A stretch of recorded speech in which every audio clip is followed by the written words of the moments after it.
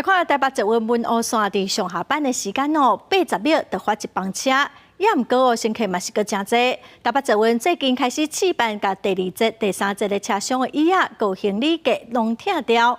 未来一台列车乘客会对400个增加到420个。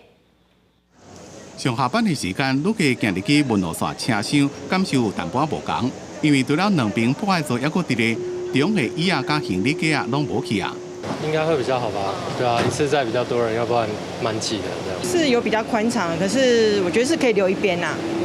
对，就不用全拆，因为还是有人会需要座位的。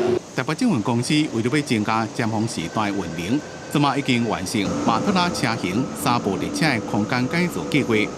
自40车厢内面，经人较侪较贵第2甲第3节的车厢，甲中的椅仔甲行李架拆掉，抑佫增加一寡换手，互徛在旅客换了较载。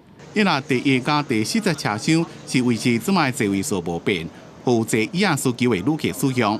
靠近窗户的旁边的时候，我们还增加了一个扶杆。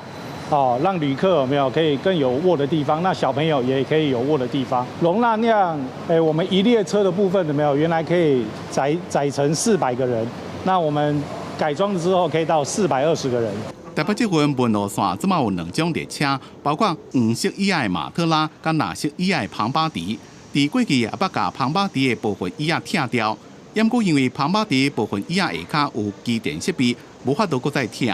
所以这边经马特拉车厢来试办，伫半年了将会评估成果甲运量，决定是毋是搁再扩大办理。